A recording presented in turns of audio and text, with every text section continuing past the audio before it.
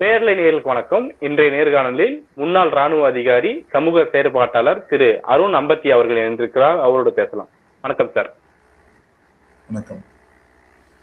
விழுப்புரம் மற்றும் புதுச்சேரி எல்லை பகுதியில் இருக்கக்கூடிய ஆரோவில் பவுண்டேஷன்ல மிகப்பெரிய ஊழல் நடந்திருக்கு. குறிப்பா சொல்லணும்னா அந்த பவுண்டேஷனுக்கு RN ரவி அவர்கள் தான் தலைமை தாங்கியிருக்கிறாரு. அதுல நிலம் பரிவர்த்தனையின் மூலமா 350 கோடி அரசுக்கு வருவாய் இழப்பு ஏற்பட்டிருக்கு. இதுல RN ரவி அவர்கள் சம்பந்தப்பட்டிருக்காரு அப்படின்னு சொல்லி நீங்க விழுப்புரம் SP அலுவலகத்துல புகார் பதிவு செஞ்சிருக்கீங்க. உங்களோட சேர்ந்து 3 நபர்கள், இன்னும் சமூக செயற்பாட்டாளர் பியூஷ் மணிஷ் அவர்களும் சேர்ந்து புகார் பதிவு பண்ணியிருக்காரு.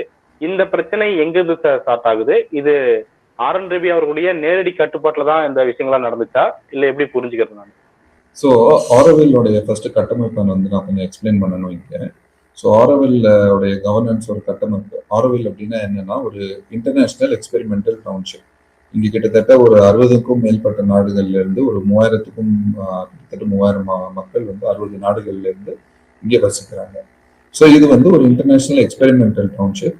Governance, social structure, innovation, down planning, renewal energy, green practices அப்படின்னு பல ஒரு ஒரு ஒரு நகரத்தை உருவாக்கும் பல டைமென்ஷன்ஸ்ல இங்கே எக்ஸ்பெரிமெண்ட்ஸ் பண்ணி இது இன்டர்நேஷனல் எக்ஸ்பெரிமெண்டல் டவுன்ஷிப். ஸோ அதுதான் ஆரோவில். அதோடைய கவர்னன்ஸ் ஸ்ட்ரக்சர் பார்த்தீங்கன்னா, எப்படி ஒரு ஒரு முனிசிபாலிட்டி எடுத்தீங்கன்னா ஒரு மேயர் இருப்பாங்க, ஒரு கமிஷனர் இருப்பாங்க. அந்த மாதிரி ஆரோவில் ஃபவுண்டேஷன் அப்படிங்கிற ஒரு கட்டமைப்பு எடுத்து பார்த்தீங்கன்னா, அது கீழே 3 குழுக்கள் இருக்கு. ரெசிடென்ட் அசம்பிளி, கவர்னிங் போர்டு, அப்புறம் இன்டர்நேஷனல் அட்வைசரி கவுன்சில். ஸோ இந்த governance structure Auroville first 60s ஆரம்பிச்சது ஸ்ரீ அரவிந்தோ சொசைட்டி கீழே தான் ஆரம்பிச்சது. ஸ்ரீ அரவிந்தோ சொசைட்டிலேருந்து பிரிக்கப்பட்டு அது 1988 ஒரு தனி ஃபவுண்டேஷன், ஆரோவில் ஃபவுண்டேஷன் அப்படிங்கிற அமைப்பு கீழே அரசாங்கம் ஒரு ஸ்பெஷல் ஆக்ட் போட்டு இந்த ஃபவுண்டேஷனுக்கு கீழே இந்த எல்லா லேண்டையும் வெஸ்டிங் பண்றாங்க. இந்த கிட்டத்தட்ட ஆல்மோஸ்ட் அந்த டைம்ல ஒரு 2000 சொச்சம் ஏக்கர் இருந்தது.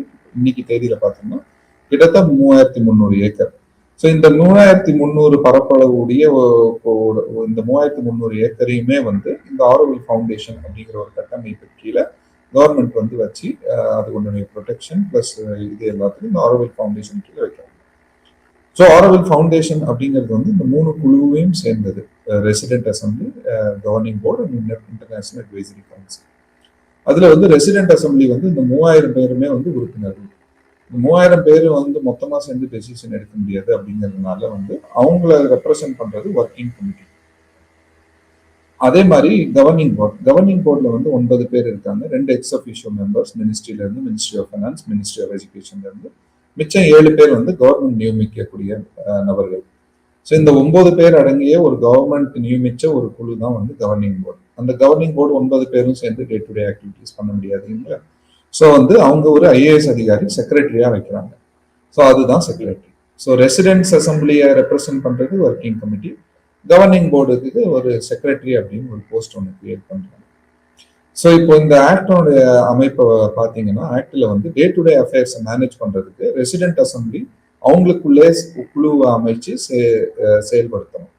ஏன்னா இது அன்னையின் ஒரு கோட்பாடு. அதாவது சுயம்பாவே சொந்தமாவே ரெசிடென்ட்ஸ் அந்த நகரத்தை நிர்வகிக்கணும். நிர்வாகம்னா எந்த லெவல்ல சுயமா நிர்வகிக்கணும்? சும்மா இப்போ நம்ம பஞ்சாயத்துல போஸ்ட் இருக்கும், chairman post, ward member, councillor, VAO அந்த மாதிரி போஸ்ட்லாம் இருக்கும். ஆனா இங்க மக்களே சேர்ந்து இந்த நகரத்தை இயக்கணும் அப்படிங்கிற போது ரோட் சர்வீஸ், வாட்டர் ரோடு போடுறது, பிளம்பிங் லைன் போடுறது எல்லாமே இங்க மக்களே செய்யணும். ஏன்னா அது இந்த ஹியூமன் யூனிட்டி அப்படிங்கிறது ஆரோவிலுடைய objective. Human unity, human evolution, இது 2 அப்ஜெக்டிவ் ஆரோவிலுக்கு.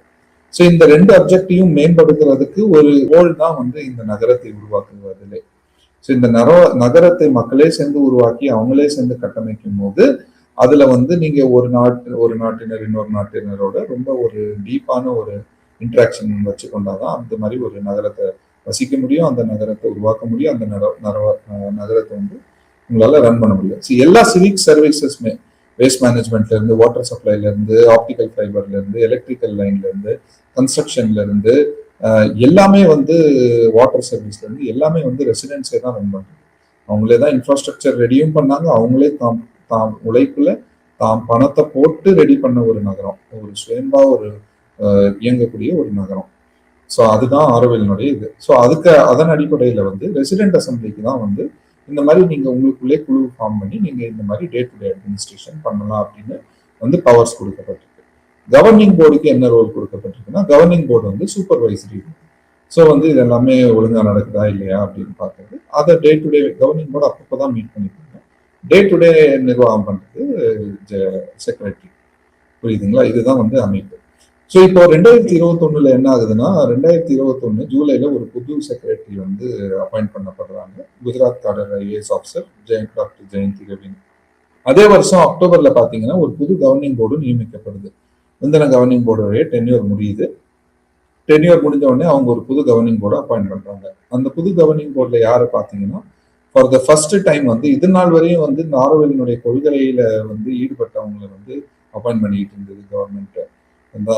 சொன்ன மாதிரி கவர்னிங் போர்டில் இதுக்கு முன்னாடி இருந்த குழுவினர்கள் பேர்லாம் பார்த்தீங்கன்னா MS சுவாமிநாதன், JRD டாடா, மல்லிகா சாராபாய், இந்த மாதிரி ஆட்கள் வந்து ரொம்ப பிரபலப்பட்டவங்க. அன்னை ஸ்ரீ அரவிந்தரின் வழிபாடுல வந்து இப்படி ஒரு இன்டர்நேஷனல் நகரம் உருவாக்கணும் அப்படிங்கிறது கிரித் ஜோஷி, கரண் சிங், அந்த ஜம்மு காஷ்மீருடைய மகாராஜா கரண் சிங் அவர்கள். ஸோ இவங்கெல்லாம் தான் வந்து இந்த குழுவில் இருந்தாங்க. ஃபர்ஸ்ட் டைம் வந்து நம்மளுக்கு ஃபர்ஸ்ட் கவர்னர்ஸ் வந்து சர்விங் கவர்னர்ஸ் வந்து கவர்னிங் போர்ட்ல நியமிக்கப்பட்டாங்க.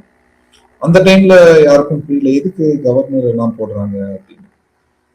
அப்போ அக்டோபர் 2021 கவர்னர்ஸ் நியமிக்கப்படுறாங்க. அப்புறம் என்ன ஆகுதுன்னா போக போக வந்து இவங்க வந்து பல லேண்ட் டீல்ஸ் வந்து கையாளுறாங்க. என்ன காரணம் காட்டுறாங்கன்னா, அதுக்கு முன்னாடி இப்போ கவர்னரை நியமிக்கிறதுக்கு ஏதாவது ரூல்ஸ் சேஞ்ச் பண்ணப்பட்டதா? இந்த அதிகாரம் யாருக்கிட்ட சார் இருக்கு, நியமிக்கிற அதிகாரம்?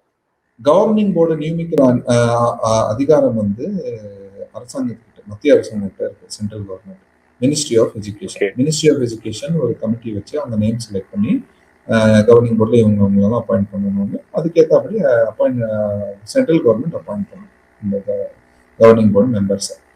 ஸோ அந்த கவர்னிங் போர்டு மெம்பர்ஸ்க்கு ஒரு சேர்மன் ஒருத்தர் இருப்பார். ஆமா, அந்த சேர்மன் தான் வந்து இந்த சேர்மன் தான் சொன்ன மாதிரி கிரித் ஜோஷி, கரண் சிங் அவங்க எல்லாம் தான் வந்து சேர்மனா இருந்தாங்க. ஃபர்ஸ்ட் டைம் ஒரு சர்விங் கவர்னரை வந்து சேர்மனா அப்பாயிண்ட் பண்றாங்க. அதுதான் RN ரவி. ஆமா, அது மட்டும் அப்பாயிண்ட் பண்ணது இல்லாமல் ஸோ அவர் தான் வந்து ஆரோவில் மொத்த கவர்னிங் போர்டுக்கு அவர் தான் இன்சார்ஜ். அவர் தான் சட்ட ரீதியா கவர்னிங் போர்டோடைய என்னென்ன பவர்ஸ் இருக்கோ அதுக்கு தான் அவர் தான் overall incharge. Chairman of Auroville foundation வச்சுக்கணும். ஸோ அதுதான் அவருடைய ரோல். அது வந்து RN ரவி. இப்போ என்ன நடக்குதுன்னா, இவங்க வந்து வந்த உடனே வந்து டெவலப்மெண்ட் பண்றோம் அப்படின்னு சொல்லிட்டு பல கொள்கைகளை வந்து கையாளுறாங்க. அதுல இவங்க ஃபர்ஸ்ட் கையாளுறது என்னன்னா வந்து நாங்க மாஸ்டர் பிளான் இம்ப்ளிமெண்ட் பண்ண போறோம். ஆரோவில் திடீர்னு வந்து ஆரோவிலுக்கு வந்து ஒரு 10 to 15 கோடி தான் மினிஸ்ட்ரி ஆஃப் எஜுகேஷன் வருஷம் கிராண்ட் கொடுக்கும். அந்த கிராண்ட் வந்து திடீர்னு வந்து ஒரு 5 வருஷத்துக்கு வந்து 1000 கோடி கொடுக்குறோம் அப்படின்னு கிராண்ட் அதிகப்படுத்தப்படுது. கிராண்ட் அதிகப்படுத்தப்பட்ட உடனே திடீர்னு நாங்கள் ரோடு போட போறோம், டெவலப்மெண்ட் பண்ண போறோம், அதுக்கு வந்து எங்களுக்கு வந்து இந்த வட்டத்துக்குள்ள லேண்டு வேணும், இதனால வந்து லேண்டு பத்தலை, நாங்க இன்னும் வந்து லேண்டு நம்மளுக்கு இந்த வட்டத்துக்குள்ள ஒரு வட்டத்தை ஒன்று போட்டு அந்த வட்டத்துக்குள்ள லேண்டு வேணும்னு சொல்லிட்டு ஆரோவிலுக்கு அந்த வட்டத்துக்கு வெளியே இருக்க லேண்டெல்லாம் வந்து நாங்க வந்து கொடுத்துட்டு உள்ள வட்டத்துக்குள்ள இருக்கிற லேண்டை வந்து எடுத்துக்க போறோம் அப்படின்னு திடீர்னு வந்து இவங்க வட்டத்துக்கு வெளியே இருக்க எந்த லேண்டுமே வந்து பிரயோஜனம் இல்லைன்னு இவங்க வந்து ஒரு கன்க்ளூஷனுக்கு வராங்க. அதுவே வந்து தப்பு. அதோடைய வேல்யூவேஷன் பண்ணல, ஒண்ணுமே பண்ணல. அதை காரணமா காமிச்சு லேண்ட் எக்ஸ்சேஞ்ச், ஆரோவில் நிலத்தை விற்க முடியாது. இது வந்து ஒரு கோயிலுக்கு கொடுத்த நிலை. அந்த அன்னை ஸ்ரீ அரவிந்தர் அவங்களுடைய வழிபாட்டில் வந்து அந்த டிவோட்டிஸ் வந்து கொடுத்த லேண்ட். இது வந்து ஒரு கோயிலுக்கு கொடுக்குற ஒரு லேண்ட் மாதிரி தான் கணக்கு. இதை வந்து விற்க முடியாது. ஆனா வந்து கன்சாலிடேஷனுக்கு எக்ஸ்சேஞ்ச் பண்ணிக்கலாம் அப்படின்னு ஒரு கிளாஸ் இருக்கு. அந்த எக்ஸ்சேஞ்சுங்கிற கிளாஸ் அவங்க எடுத்துட்டு எக்ஸ்சேஞ்ச் பண்ணாங்க. ஸோ என்ன பண்றாங்க இப்ப என்னன்னா, இந்த ஆரோவில் சுத்தி இருக்கிற ரீஜன், ஆரோவிலுக்கு வெளியே, ஆரோவில பொறுத்தவரை அந்த வட்டத்துக்கு வெளியே இருக்கிற லேண்ட் எல்லாம் வந்து விலை பயங்கரமா விலை அதிகமாகுது. ஏன்னா அங்க வந்து 2 ஹைவே வருது. இந்த சைடு என்னன்னு பாத்தீங்கன்னா ஈஸ்ட் கோஸ்ட் ரோடு வருது, கடலோரமா லேண்ட் இருக்கு, பீச்ல ஈஸ்ட் கோஸ்ட் ரோடு இருந்ததுக்கப்புறம் அந்த சைட்ல நிறைய ரிசார்ட் அந்த டெவலப்மெண்ட்ஸ் வருது. இந்த சைட்ல பாண்டிச்சேரியில இருந்து திண்டிவனம் போற ஒரு ஹைவே வருது. இந்த 2 ஹைவே வந்ததுனால இந்த 2 ஹைவே ஒட்டி இருக்கிற நிலம், பீச் ஒட்டி இருக்கிற ஆரோவில் நிலங்கள் தான் வந்து பல 100 மடங்கு விலை உயர்வா போயிடுது. ஆனா கைட்லைன் வேல்யூ வந்து இன்க்ரீஸ் பண்ணப்படலை இந்த ஏரியால கைட்லைன் வேல்யூ இன்னும் அக்ரிகல்ச்சரல் லேண்ட் மாதிரியே தான் இருக்கு. அது எல்லா இடத்துலயும் அப்படிதான் இருக்கும். கைட்லைன் வேல்யூ பாத்தீங்கன்னா ஒரு 5 லட்ச ரூபா ஆவரேஜா ஒரு 5 லட்ச ரூபா per ஏக்கர்னு வைங்களேன். அதுதான் கைட்லைன் வேல்யூவா இருக்கு. ஸோ இதுதான். ஸோ இவங்க என்ன பண்றாங்க, இந்த வெளியே இருக்க லேண்ட் எல்லாம் நம்மளுக்கு தேவையில்லைன்னு ஃபர்ஸ்ட் இவங்களே முடிவு பண்றாங்க. அதுவே தப்பு. ஆரோவில் ஆக்ட் படி வந்து ரெசிடென்ட்ஸ் எல்லாம் சேர்ந்து தான் இந்த முடிவெல்லாம் எடுக்கணும். ஆரோவில் எப்பயுமே ஒரு ஆக்ட் போட்டா அந்த ஆக்ட் கீழே ஒரு ரூல்ஸ் இருக்கும். அந்த ரூல்ஸ் படி தான் இவங்க இயங்கணும். அந்த ரூல்ஸ் என்ன சொல்லுதுன்னா, ரெசிடென்ட்ஸால தேர்ந்தெடுக்கப்பட்ட 2 குழு, fund and asset management committee plus working committee, அந்த டிவோட்டிஸ் அந்த ரெசிடென்ட்ஸ் அவங்க தான் சேர்ந்து இந்த முடிவெல்லாம் எடுக்கணும். எங்க லேண்ட் வாங்கணும், எங்க லேண்ட் வேண்டாம் அப்படின்னு எடுக்கணும். அந்த பவரை வந்து இவங்க எப்படி தனக்குள்ள எடுத்துக்கிறாங்க அப்படின்னா, இந்த 2 குழு தான் நம்மளுக்கு பிரச்சனையா இருக்கு, இந்த ரெசிடென்ட் அசம்பிளியை போட்டு உடைக்கணும் அப்படின்னு சொல்லிட்டு ஒரு சில ரெசிடென்ட்ஸை வந்து இவங்க வந்து ஹராஸ் பண்ண ஆரம்பிக்கிறாங்க. சிஸ்டமேட்டிக்கா திட்டமிட்டு ஒரு சதி, இது வந்து ஒரு மகா சதி, ஒரு மோசடி. சிஸ்டமேட்டிக்கா திட்டமிட்டு எந்தெந்த குழுவெல்லாம் வந்து லேண்ட்ல மேட்டர்ல டிசைட் பண்றதுக்கு பவர் இருக்கோ அந்த குழுவெல்லாம் இவங்க ஒண்ணா போட்டு உடைக்கிறாங்க. உடைச்சு அவங்க ஆட்களை இறக்கி அந்த குழுவெல்லாம் வந்து இல்லீகலா வந்து ஹைஜாக் பண்ணி ரெசிடென்ட் அசம்பிளியே இயங்க முடியாது, லிஸ்டே அப்டேட் பண்ணலன்னு பொய்யெல்லாம் பேசி கோர்ட்ல ஃபால்ஸ் சப்மிஷன்லாம் பண்ணி சிஸ்டமேட்டிக்கா ஒரு அராஜகம் அட்டூழியம் பண்ணி வந்து ரெசிடென்ட்ஸை வந்து ஒடுக்கி, இதுல நிறைய பேர் வந்து ஃபாரினர்ஸ், இந்த 3000 பேர்ல கிட்டத்தட்ட 1500 பேர் வெள்ளக்காரங்க. அவங்களுக்கு இங்க பொலிட்டிக்கல் ரைட்ஸ் எல்லாம் கிடையாது. ஸோ அவங்க எப்படி வந்து ஒரு அரசாங்க ஊழியரை எதிர்த்து அப்படி நிற்க முடியும்? ஸோ அதுல நிறைய பேருக்கு விசாலாம் கேன்சல் பண்றாங்க. இந்த மாதிரி பல அராஜகங்கள் பண்ணி இந்த குழுவெல்லாம் உடைச்சு ஒரு டம்மி குழுவை இயக்கி அந்த டம்மி குழு கிட்ட இப்படி ஒரு பித்தலாட்டம் ஆடி, இந்த நிலம்லாம் நம்மளுக்கு தேவையே இல்லை, இதெல்லாம் வித்தரலாம், வித்துட்டு உள்ள இருக்கிற புது நிலத்தை வாங்கிக்கலாம் அப்படின்னு, அக்ரிகல்ச்சர் லேண்ட் அந்த வட்டத்துக்குள்ள இருக்க லேண்டை வாங்கிக்கலான்னு ஒரு கன்க்ளூஷனுக்கு அந்த குழுவை புது அவங்களா வச்ச டம்மி குழுவை வச்சு அவங்க ஒரு பித்தலாட்டம் ஆடி பேப்பர் ஒர்க் எல்லாம் இன்ஜினியர் பண்ணி இந்த எக்ஸ்சேஞ்சை கையாளுறாங்க. சரி, நீங்க ஃபர்ஸ்ட் இதெல்லாம் வேண்டாம் அப்படின்னு சொன்னதே தப்பு.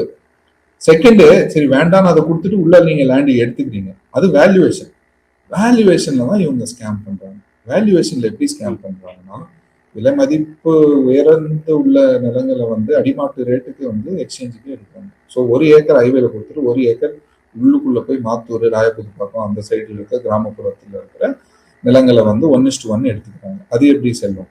அதாவது நீங்க வந்து இன்னைக்கு சென்னையில வந்து பாத்தீங்கன்னா ஒரு கிட்டத்தட்ட இப்போ ஸ்டாண்டர்ட் சார்ட்டர்ட் ஒரு லேண்ட் டீல் நடந்தது. கிட்டத்தட்ட 200 கோடி ரூபாய் ஒரு ஏக்கர், புரியுதுங்களா? ஸோ கேத்தட்ரல் ரோட் சைட்ல நீங்க அங்க ஒரு ஏக்கர் கொடுத்துட்டு நீங்க வந்து ஒரு ஏக்கர் நீங்க வந்து இங்க நான் செய்யூர் பக்கம் எடுத்துக்கிறேன் அப்படின்னு சொன்னா எப்படி இருக்கும்? வேல்யூவேஷன் வித்தியாசம் 1:1 கொடுக்குறேன் அப்படின்னு. ஸோ அந்த மாதிரி அவங்க வந்து ஆரோவிலுக்கு கார்னர்ல இருக்கிற முனையில இருக்கிற நிலங்கள் எல்லாம் வந்து அவங்க 1:1 ரேஷியோல எடுத்துட்டு, அதுக்கு காரணம் என்ன காட்டுறாங்கன்னா கைட்லைன் வேல்யூ தான் காரணம் அப்படின்னு பித்தலாட்டம் ஆடி அப்பட்டமா வந்து ஊழல் செய்யப்பட்டிருக்கு. ஸோ ஆரோவிலுக்கு வந்து மொத்தம் 3300 ஏக்கர் பரப்பளவுல நிலங்களுக்கு சொந்தமாக இருக்கிறது. அந்த 3300 ஏக்கர்ல கிட்டத்தட்ட ஒரு 1000 ஏக்கர் வந்து இந்த வட்டத்துக்கு வெளியே தான் இருக்கு. ஏன்னா அந்த காலத்துல டிவோட்டிஸ் வந்து எங்க டொனேஷன் கொடுக்குறாங்களோ அங்க அப்படி சில லேண்டு சேகரிக்கப்பட்டது. அப்புறம் ஆரோவிலோட இடம் இங்கதான் ஆரோவில் அமைக்கப்படணும் அப்படின்னு இந்த மாஸ்டர் பிளான்லாம் அப்புறம் தான் வந்தது.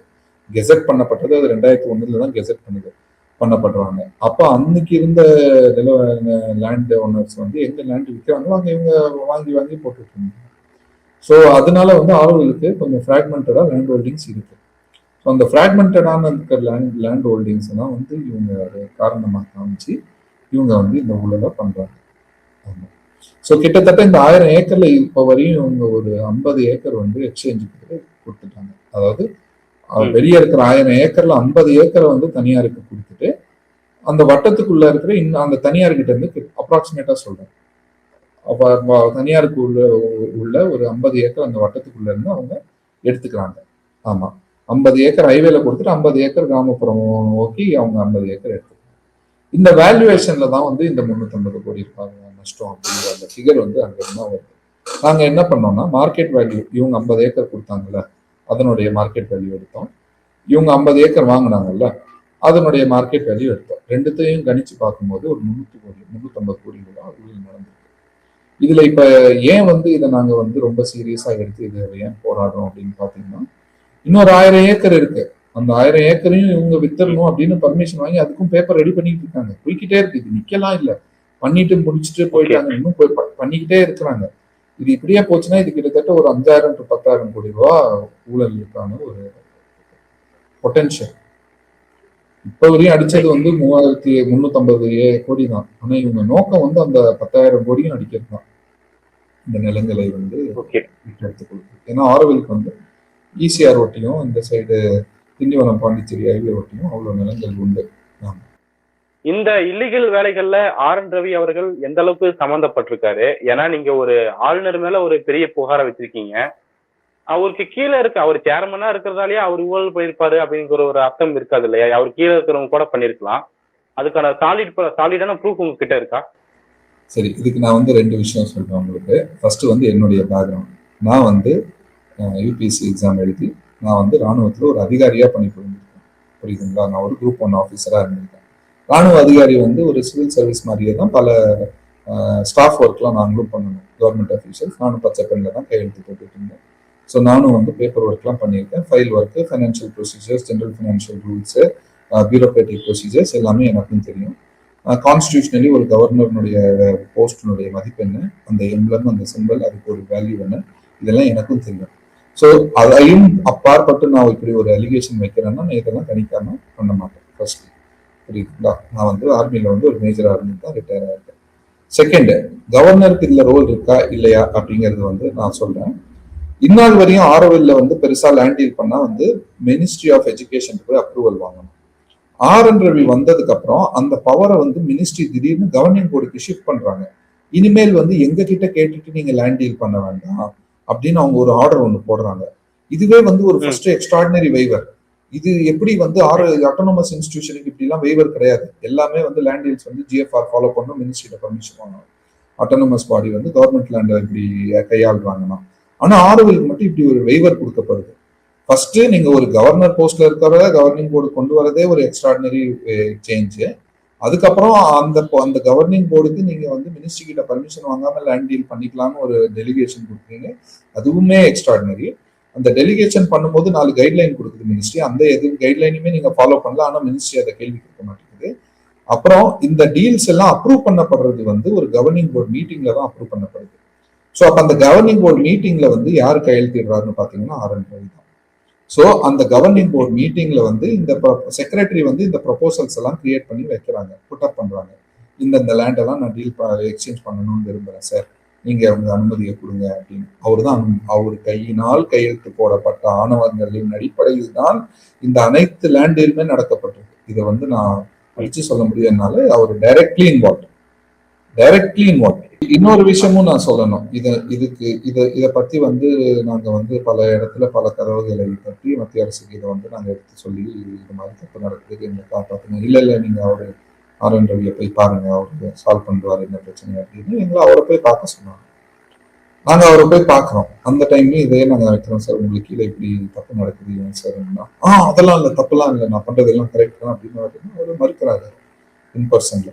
ஆனா வந்து அந்த மறுக்கும் போது அந்த நேர் மீட்டிங்ல இன்பர்சன் அவரை நான் நேர்ல மீட் பண்ணிட்டேன். அதை மறுக்கும் போது ஒரு அடிச்சு சொல்ல அவர் பாடி லாங்குவேஜ்ல அந்த ஒரு பதற்றம் பார்த்தேன் அந்த மாதிரி. ஸோ அதன் அடிப்படையில வந்து அவர் வந்து டைரக்ட்லி இன்வால்வ்டுங்கிறதுல வந்து எந்த சந்தேகமே கிடையாது. அவர் கையெழுத்து போட்ட ஆணவங்களின் அடிப்படையில் தான் இந்த லேண்ட் எக்ஸ்சேஞ்ச் நடந்திருக்கு. ரெஜிஸ்ட்ரேஷனுக்கு அஃப்கோர்ஸ் கவர்னர் ரெஜிஸ்ட்ரேஷனுக்கு போக மாட்டாரு.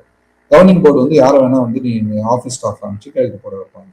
அவர் கையெழுத்து போட போக மாட்டார். ஆனா அப்ரூவல் கொடுத்தது ஆர்.என். ரவி தான். நீங்க குறிப்பிட்டது போல செயலாளராக குஜராத்தை சேர்ந்த ஒரு குஜராத் கேடரை சேர்ந்த ஒரு ஐஏஎஸ் அதிகாரி தான் இருக்கிறாங்க அப்படிங்கிறத பார்க்க முடியுது. அவங்க பேரு ஜெயந்தி. அவங்க வந்து ஆர்எஸ்எஸ் பின்புலத்துல இருந்து வந்திருக்காங்க. ஆர்எஸ்எஸ் சொல்லிதான் இந்த மாதிரியான வேலைகள்லாம் நடக்குது, ஆர்எஸ்எஸ் பின்புலத்தை இயங்கிட்டு இருக்கு அப்படிங்கிற ஒரு பார்வை இருக்கு. அதை எப்படி புரிஞ்சுக்கிறது?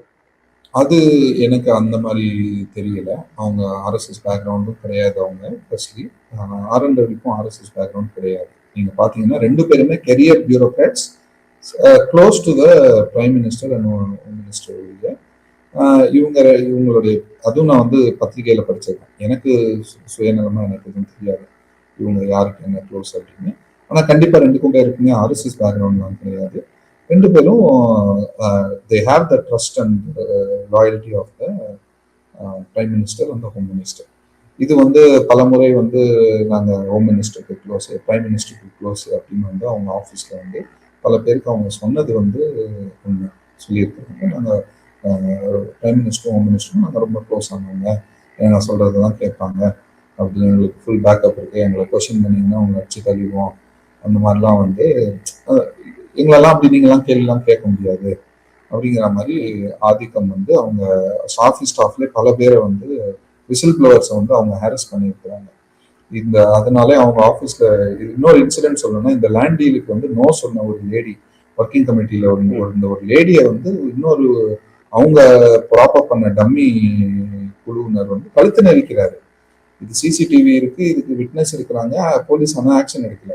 கழுத்தை நெரிச்சு வந்து ஃபோர்ஸ் பண்ணி கையெழுத்து வாங்குறாங்க இந்த லேண்ட் டீல்லாம். அவ்வளோ கீழ்த்தனமான ஒரு நிர்வாகம் வந்து அவர் பார்வையில் வந்து நடந்துட்டு இருக்கு.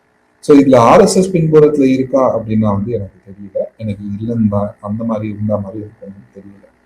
ஆமா, ஆனா வந்து கண்டிப்பா வந்து இந்த டெக்னோக்ராட்டிக் பேக்கிங், இவங்க 2 பேருமே வந்து கெரியர் பியூரோக்ராட்ஸ் வந்து இவங்க வந்து நாங்க வந்து பிஎம்ஓல எங்களுக்கு எல்லாரும் ஃப்ரெண்டு, ஹோம் மினிஸ்ட்ரியில எங்களுக்கு எல்லாரும் ஃப்ரெண்டு, எல்லா செக்ரட்டரியும் ஃப்ரெண்டு, தமிழகத்துல வந்து இந்த செக்ரட்டரி தெரியும் அந்த செக்ரட்டரி தெரியும்னு அதே மாதிரி அவங்க சொல்ற மாதிரியே நாங்க எங்கெங்கெல்லாம் கதவு கட்டுறோமோ அங்கிருந்து வந்து எங்களுக்கு வந்து பாசிட்டிவான ஃபீட்பேக்கே கிடைக்க மாட்டேங்குது.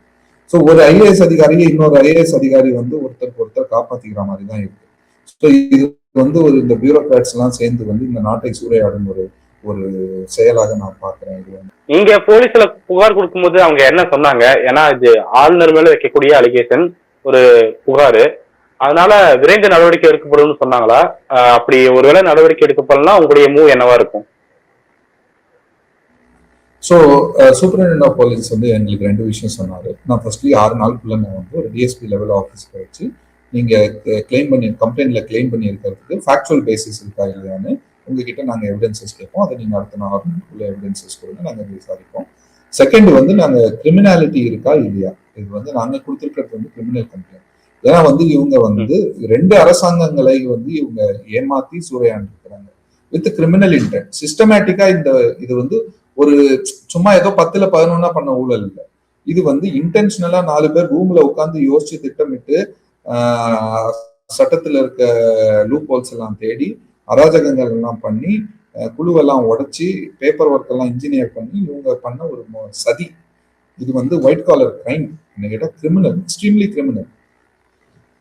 இந்த கிரிமினல் ஆக்ஷன், ஸோ நாங்கள் ஃபைல் பண்ணியிருக்கிறது வந்து கிரிமினல் கேஸ். ஸோ வந்து சூப்பரிண்டென்டென்ட் ஆஃப் போலீஸ் விழுப்புரம் மாவட்ட எஸ்பி என்ன சொன்னார் அப்படின்னா, அவங்க வந்து நாங்கள் கிரிமினாலிட்டி இருக்கா இல்லைன்னு நாங்கள் எங்களை தன்னைத்தானே கன்வின்ஸ் பண்ணிக்கணும். அப்புறம் நெக்ஸ்ட் ஆக்ஷன்ஸ்க்கு ஏன்னா சீனியர் அஃபீஷியல்ஸ் இன்வால்வ்டு, நாங்கள் வந்து எங்கள் பப்ளிக் ப்ராசிக்யூட்டர்கிட்டையும் நாங்கள் எங்கள் லீகல் டீம்கிட்டையும் நாங்கள் ஒப்பீனியன் கேட்டு அதுக்கேற்ற மாதிரி தகுந்த நடவடிக்கையை கண்டிப்பாக எடுப்போம் அப்படின்ற வந்து ப்ராமிஸ் கொடுத்துருக்காரு. பாசிட்டிவா தான் எங்களுக்கு இருந்தது, அவர் சொன்னது எங்களுக்கு ரொம்ப பாசிட்டிவா தான். இந்த புகாருக்கு கிரவுண்ட்ல வந்து சப்போர்ட் இருக்கா? மக்கள் வந்து அதை ஆரோவில்ல சுத்தி இருக்கிற மக்களும் சரி, அதுல சம்பந்தப்பட்டிருக்க கமிட்டி மெம்பர்ஸும் சரி எப்படி ஃபீல் பண்றாங்க? ஆரோவில்ல இருக்கிற மக்கள் அத்தனை பேர் கிட்டத்தட்ட 90 ஒரு ரெசிடென்ட் அசம்பிளி டெசிஷன் அப்படின்ற ஒரு டெசிஷன் மூலியமா தான் இந்த மாதிரி நடவடிக்கை எடுக்கலாம் எஸ் ஆனவங்கன்னு சொல்லுவாங்க மக்கள். அதன் அடிப்படையில தான் இந்த மாதிரி பெரிய டெசிஷன்லாம் எடுக்கப்படும். இந்த டெசிஷனுக்கு கிட்டத்தட்ட 98-99% எதிர்ப்பு இருக்கு. இது வந்து பதிவு பண்ணப்பட்ட அதுக்கான ஆணவங்கள் இருக்கு. ரெசிடென்ட் அசம்பிளி டெசிஷன் வந்து ஆல்மோஸ்ட் 99% ரெசிடென்ட்ஸ் வந்து இது தப்பு, இது நடக்கக்கூடாதுன்னு சொல்லியிருக்காங்க. சொன்னது மட்டும் இல்லை, நாங்கள் பல இடத்துல மனு கொடுத்துருக்கோம், ஆஃபீஸில் போய் எதிர்ப்பு தெரிவிச்சிருக்கோம், என்னென்ன வகையில் எதிர்ப்பு தெரிவிக்க முடியுமோ நாங்கள் எதிர்ப்பு தெரிவிச்சிருக்கோம். ஒரு நிலைமை முத்திக்கிட்டே போறதுனால தான் வந்து நாங்கள் வந்து தமிழக அரசாங்கத்திட்ட எங்களுடைய கோரிக்கை. ஏன்னா இதுல வந்து 2 பேர் டிஃப்ராட் பண்ணப்படுறாங்க. தமிழக அரசாங்கமும் இதுல ஏமாற்றப்படுது, மத்திய அரசாங்கமும் இதுல ஏமாற்றப்படுது. ஏன்னா மத்திய அரசாங்கம் இதுல இவங்க 50 ஏக்கர் ஹைவே ஓட்டி கொடுத்தாங்கன்னா உள்ளுக்குள்ள 500 ஏக்கர் உள்ள கிடைச்சிருக்கணும், 1 to 10 மடங்கு கிடைச்சிருக்கணும். இல்லைன்னா அட்லீஸ்ட் அந்த 50 ஏக்கருக்கு வேல்யூவேஷன் போட்டு ஒரு 500-600 கோடியாவது பணமாவது ஆரோவிலுக்கு வந்து சேர்ந்துருக்கணும். அதுவும் வரல. அது மத்திய அரசாங்கத்துக்கு நடந்த ஒரு ஃப்ராடு லாஸ். ஆமா, அதே மாதிரி தமிழக அரசாங்கத்துக்கு என்னன்னா வந்து இவங்க வந்து டீவேல்யூவேட் பண்ணி ₹5000 ₹6000 போகக்கூடிய ஸ்கொயர் ஃபீட் 5000 6000 விற்கப்படக்கூடிய நிலத்தை வந்து இவங்க வந்து ₹16 பதிவு பண்றாங்க. இப்படி விலை குறைச்சி பதிவு பண்ணும்போது ரெஜிஸ்ட்ரேஷன் ஃபீஸ் மட்டுமே ஒரு 20-30 கோடி தமிழக அரசாங்கத்துக்கு வந்து நஷ்டம் ஏற்படுது. ஸோ இந்த நஷ்டம் தான் வந்து ரெண்டு அரசாங்கங்களுக்குமே வந்து நஷ்டம் ஏற்படுது. ஆமாம். ஸோ அதனால வந்து நாங்கள் கான்ஃபிடென்ட்டாக இருக்கோம், இது வந்து கிரிமினல் கேஸ் தான். சூப்பரிண்டென்டென்ட் ஆஃப் போலீஸ் வந்து இதை பாசிட்டிவாக எடுக்கணும். முக்கியமாக தமிழக அரசாங்கம் வந்து இதை வந்து லேண்டு லா அண்ட் ஆர்டர் பார்த்தீங்கன்னா ரெண்டுமே ஸ்டேட் சப்ஜெக்ட். ஸோ இந்த இன்னைக்கு லேண்டு மேட்டர் தான் நாங்கள் எடுத்துக்கோம். பல லா அண்ட் ஆர்டர் பிரச்சனைகளும் இங்கே இருக்கு. அது நாங்கள் கூடி சீக்கிரம் போக போக இன்னும் பல கம்ப்ளைண்ட்ஸ் வந்து நாங்கள் எடுத்து வைப்போம். லேண்டில் பார்த்தீங்கன்னா இதுதான் இஷ்யூ. இது தமிழக அரசாங்கம் இதை வந்து கேர்ஃபுல்லாக வந்து இன்வெஸ்டிகேட் பண்ணணும். இதில் இன்வால்வ்டு பார்ட்டிஸ் வந்து ஏன்னா பெரிய அளவில் இப்படி பணம் மூவ் ஆகும்போது பிசிக்கலாக மூவ் ஆகிருக்காது. அநேகமாக என்ன ஆயிருக்குன்னா வந்து அந்த லஞ்சமாக கொடுக்க வேண்டிய பணங்கள் வந்து அவங்க பேர்லயோ அவங்க சொந்தக்காரங்க பேர்லயோ என்னமோ நிலமா பதிவாயிருக்கும். இது எங்களால வந்து தேட முடியாது, இல்லை ஒரு டிரான்சாக்ஷனா போய். ஆனால் கவர்மெண்ட் ரெக்கார்ட்ஸ்ல இருக்கும். தமிழக அரசாங்கம் அவங்க கம்ப்யூட்டர்ல போட்டு உளவுத்துறையை வச்சு வந்து இதுல ஈடுபட்ட நபர்கள்லாம் யாரு, அவங்க சொந்தக்காரங்கள்லாம் யாரு, அந்த சொந்தக்காரங்க பேர்ல கடந்த 4 வருஷத்துல எங்கேயாவது டிரான்சாக்ஷன் நடந்திருக்கான்னு அந்த ஆயிரக்கணக்கான லேண்ட் டிரான்சாக்ஷனையும் அவங்க கம்ப்யூட்டர்ல போட்டு சர்ச் பண்ணி டக்குன்னு எடுத்துடலாம். யாரு எங்க நடந்திருக்கு, பணம் வந்து நிலமா மூவ் ஆயிருக்கு, அந்த நிலமா எங்க மூவ் ஆயிருக்குன்னு இதுல ஈடுபட்ட நபர்கள் பேர்ல அவங்க பினாமி பேர்கள்ல நிலங்கள் எங்கெங்க பதிவாகப்பட்டிருக்குன்னு வந்து கவர்மெண்ட்டுக்குள்ள தமிழ்நாட்டுக்குள்ள நடந்திருந்தா அட்லீஸ்ட் தமிழக கவர்மெண்ட் வெளியெடுக்கணும். சப்போஸ் அது குஜராத்லயோ பீகார்லயோ ரவி பீகார்ல பதிவாயிருந்தா அது நம்ம எதுவும் பண்ண முடியாது. குஜராத்ல பதிவாயிருந்தாலும் என்ன பண்ண முடியாது. ஏன்னா இந்த அம்மா தான் ரெவன்யூ செக்ரட்டரி அங்க வந்து இவங்க குஜராத்ல ரெவன்யூ செக்ரட்டரி. இதுவே வந்து ஒரு எக்ஸ்ட்ராடினரி வெய்வர். ஸோ இதை வந்து யாரோ வந்து ஒரு சில அதிகாரிகள் வந்து பின்னாடி இருந்து திட்டமிட்டு இதை வந்து இன்ஜினியர் பண்ற மாதிரி தெரியுது. ஏன்னா வந்து ஒரு ஐஏஎஸ் அதிகாரியே இல்லையா இந்த அம்மாவுக்கு 2 தடவை எக்ஸ்டென்ஷன் கொடுத்து இங்கே உட்கார வைக்கிறாங்க. அதுவும் இல்லாம குஜராத்ல அடிஷனல் சீஃப் செக்ரட்டரி ரெவன்யூன்னு போஸ்ட் வச்சிருக்காங்க. யூஸ்வலா பாத்தீங்கன்னா ஸ்டேட்ல இருக்கிற ஒரு அதிகாரி வந்து ஸ்டேட்ல இருக்க மாட்டாங்க. இந்த அம்மா மட்டும் ஸ்டேட்லயும் ஒரு போஸ்ட் வச்சுக்கிட்டு சென்ட்ரல் டெபுடேஷன்லயும் ஒரு போஸ்ட் வச்சுக்கிறாங்க. இதுவே வந்து ஒரு எக்ஸ்ட்ராடினரி வெய்வர். இதெல்லாம் வந்து மக்கள் தட்டி கேட்கணும். இந்த மாதிரி ஒரு அதிகாரி 2 பங்களோ வச்சிருக்காங்க, அங்க ஒரு பங்களோ வச்சிருக்காங்க, இங்க ஒரு பங்களோ வச்சிருக்காங்க, இங்க 2 காரு 10 பேர் வேலை செய்யறாங்க, அங்க 2 காரு அங்க 10 பேர் வேலை செய்யறாங்க. இதெல்லாம் வந்து அரசாங்கத்துக்கு வந்து ஒரு நஷ்டம், பெரிய அளவுல நஷ்டம். எனக்கு சொந்தமா எனக்கு என்ன ஒரு கோபம் அப்படின்னா பாத்தீங்கன்னா, நான் வந்து 17 வயசு எனக்கு. நான் 17 வயசுல இருக்கும்போது ராணுவத்துக்கு சேரும்போது நான் 17 வயசுல வந்து என்ன உயிரை வந்து நான் பணையம் வைக்கிறேன். எதுக்கு பணையம் வைக்கிறேன்? நான் வந்து நிலத்தை காக்கிறதுக்கு நான் பணையம் வைக்கிறேன். அன்னைக்கு காஷ்மீர்ல போய் நான் பார்டர்ல நிக்கிறேன்னா நான் நிலத்தை காக்கிறதுக்காக நான் என் உயிரை பணையம் வைக்கிறேன். ஆனா இங்க வந்து நம் நாட்டுக்குள்ளேயே அரசாங்கத்துக்கு கீழே பாதுகாப்பில் இருக்கப்படும் நிலங்களை வந்து அரசாங்க ஊழியர்களே இப்படி வந்து ஒரு கரையா மாதிரி வந்து தின்னும் போது என்னால வந்து அது பொறுத்துக்கவே முடியல. இன்னைக்குமே நம்ம இப்ப பேசிட்டு இருக்கும்போது என்னுடைய பேட்ச்மேட்ஸ் பல பேர் இன்னைக்கு பார்டர்ல இருக்கிறாங்க. ஸோ அவங்க எப்ப வேணா நிறைய பேர் என்னுடைய பேட்ச்மேட்ஸ் என் பேட்ச்லயே கிட்டத்தட்ட 10க்கும் மேற்பட்டு நாங்கள் 500 பேர் கொண்ட ஒரு பேட்ச். என் பேட்ச்ல 10 பேருக்கு மேல இந்த நாட்டின் நிலத்தை காக்கும் பணியில் ஈடுபட்டு உயிரிழந்திருக்கிறாங்க இன்னைக்கு. ஸோ அவங்க அப்படி காத்த அந்த நிலத்தை நான் அப்படி சர்வீஸ்ல இருந்தபோது அந்த காத்த நிலத்தை வந்து இன்னைக்கு வந்து ஒரு ஐஏஎஸ் அதிகாரியும் ஒரு ரிட்டையர்டு ஐபிஎஸ் அதிகாரியும் ஒரு கூட்டு களவாணி மாதிரி ஒரு களவாணித்தனம் பண்ணிக்கிட்டு அந்த நிலத்தை வந்து ஆட்டைய போடுறது. அரசாங்கின் பாதுகாப்பில் இருக்கும் ஒரு நிலத்தை ஆளுநர் பதவியில இருக்கிற ஒருத்தரும் செக்ரட்டரி போஸ்ட்ல இருக்கிற ஒருத்தரும் சூறையாடுறாங்க. அது என்னால பொறுத்துக்கவே முடியல. அது எனக்கு ஒரு பட்ட கோவம். ஆமா, அதனால வந்து இது கண்டிப்பா என்னுடைய கோரிக்கை தமிழ்நாடு அரசாங்கத்துக்கிட்ட இதை நீங்க ஃப்ரீயா ஆராய்ஞ்சு, ஏன்னா இவங்க சும்மானாலும் கோயில் நிலம் வந்து அரசாங்கத்துக்கிட்ட இருக்கக்கூடாதுன்னு சொல்றாங்க ஒரு சிலர். தமிழ்நாட்டுல பாத்தீங்கன்னா அரசாங்கத்துக்கிட்ட இல்லைன்னா இதுதான் இவங்க திட்டமோ, ஒருவேளை அரசாங்கத்துக்கிட்ட இருந்து எடுத்து நீங்க வந்து கோயில் ட்ரஸ்ட் கிட்ட கொடுத்துட்டு அந்த ட்ரஸ்ட் கிட்ட இருந்து சூறையாடிடலாமோன்னு பாக்குறாங்க அப்படின்னு ஒரு கேள்வி எழுந்தது. ஸோ இவங்க கோயில் நிலங்கள் வந்து ஹெச்ஆர்என்சிக்கு வெளியே வரணும் அப்படின்னு சொல்றது வந்து இந்த மாதிரி ஆட்டை போடுறது தான் இருக்கும் போல.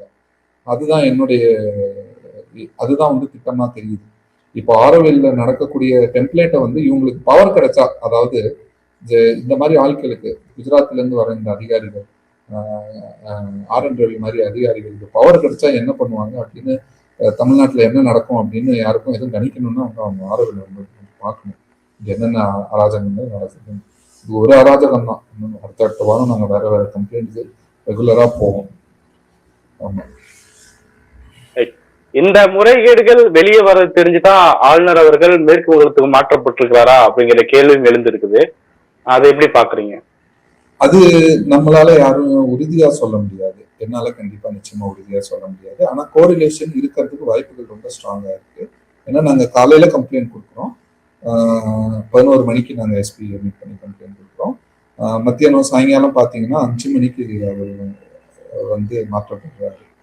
ஸோ இது வந்து கோரிலேஷன் இருக்கிறதுக்கு 50% சான்ஸ் இருக்கு. இதுவும் ஒரு கான்ட்ரிபியூட்டிங் ஃபேக்டரா இருக்கலாம்னு வச்சுக்கோங்களேன். இதுதான் ரீசனா அப்படின்னா தெரியல. ஏன்னா வந்து அந்த ஷஃப்லிங்ல வந்து பல கவர்னர்களும் மாற்றப்பட்டிருக்காங்க. இது ஒரு மாற்றம் தான். ஆனா இந்த மாற்றத்துக்கு இது ஒரு காரணமா இருக்கலாம். ஆனா அதுவும் இல்லாம இதை வந்து ஒரு பனிஷ்மெண்ட்னு பண்ண மாதிரி தெரியல. பனிஷ்மெண்ட்னா அவர் ரிசைன் பண்ண வச்சிருக்கோம். அவர் வெஸ்ட் பெங்காலுக்கு தான் அமைச்சிருக்கிறாரு. இங்க வந்து அவங்க தான் அமைச்சிருக்காங்க. ஆனா கோரிலேஷன் இருக்கிறதுக்கு வாய்ப்பு இருக்கு. ஏன்னா கவர்மெண்ட் ஆஃப் தமிழ்நாடு எதுவும் எஃப்ஐஆர் ஃபைல் பண்ணிட்டாங்கன்னா அசிங்கம். அதனால ஸ்ட்ராங் கோரிலேஷனுக்கு சான்ஸ் இருக்கு. என்னால உறுதியா சொல்ல முடியும். ரைட். ஓகே சார், களத்துல இருந்து பல்வேறு முக்கியமான தகவல்களை பகிர்ந்துட்டீங்க. நீங்க சொல்லக்கூடிய விஷயங்கள் எல்லாமே அதிர்ச்சி ஊட்டும் விதமா இருக்குது. ஒரு சிஸ்டமேட்டிக்கா கொள்ளையடிக்கிறதுக்காக என்னென்னலாம் பண்ண முடியுமோ மிரட்டி மீட்டிங் போட்டு நிறைய விஷயங்களை பண்ணியிருக்கிறாங்க.